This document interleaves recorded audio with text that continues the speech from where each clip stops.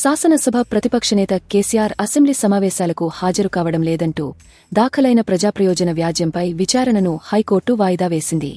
ఈ వ్యాజ్యాన్ని విచారించడానికి హైకోర్టుకు ఉన్న పరిధి గురించి చెప్పాలని పిటిషనర్ తరఫు న్యాయవాదిని సీజే ధర్మాసనం ఆదేశించింది. కోర్టు పరిధిపై వాదనలు వినిపించడానికి గడువు కావాలని పిటిషనర్ తరఫు న్యాయవాది కోరడంతో తదుపరి విచారణను 2 వారాలకు వాయిదా వేసింది.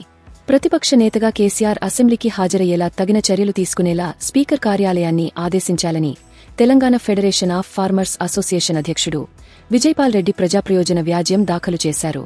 ఈ వ్యాజ్యాన్ని సీజే ధర్మాసనం విచారణ చేపట్టింది. ప్రతిపక్షనేతగా ఉన్న కేసీఆర్ అసెంబ్లీ సమావేశాలకు హాజరై ప్రజలు ఎదుర్కొంటున్న సమస్యలు, రైతుల ఇబ్బందుల గురించి ప్రస్తావించాల్సి ఉందని పిటిషనర్ తరఫు న్యాయవాది శ్రీనివాసరెడ్డి కోర్టుకు తెలిపారు. ప్రజల గళాన్ని అసెంబ్లీలో వినిపించడానికి ఎమ్మెల్యేలకు వేతనాలను కూడా పెంచారని చెప్పారు. ప్రతిపక్ష నేతగా కేసీఆర్ విధులు నిర్వహించలేకపోతే ఆ బాధ్యతల నుంచి తప్పించేలా చర్యలు తీసుకోవాలన్నారు. 2023 డిసెంబరు 16న ప్రతిపక్ష నేతగా బాధ్యతలు చేపట్టిన కేసీఆర్ అసెంబ్లీకి హాజరు కాలేదని, అయినా స్పీకర్ తగిన చర్యలు తీసుకోవడం లేదని వాదించారు. అసెంబ్లీకి హాజరుకాకపోవడంపై స్పీకర్ కార్యాలయానికి కేసీఆర్తో పాటు బీఆర్ఎస్ కార్యనిర్వాహక అధ్యక్షుడిగా ఉన్న కేటీఆర్కు నోటీసులు జారీ చేసినా ఎలాంటి స్పందన లేదని న్యాయవాది కోర్టు దృష్టికి తీసుకెళ్లారు.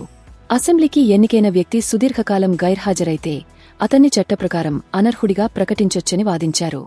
ఈ వ్యాజ్యానికి ఎలాంటి విచారణార్హత లేదని శాసనసభ వ్యవహారాల తరఫు న్యాయవాది కోర్టుకు తెలిపారు. ఇరువైపుల వాదనలు విన్న సీజే ధర్మాసనం కోర్టుకున్న పరిధి గురించి వాదనలు వినిపించాలని పిటిషనర్ తరఫు న్యాయవాదిని ఆదేశిస్తూ విచారణను 2 వారాలకు వాయిదా వేసింది. తాజా సమాచారం కోసం లైక్ చేయండి, ఛానల్ను సబ్స్క్రైబ్ చేయండి.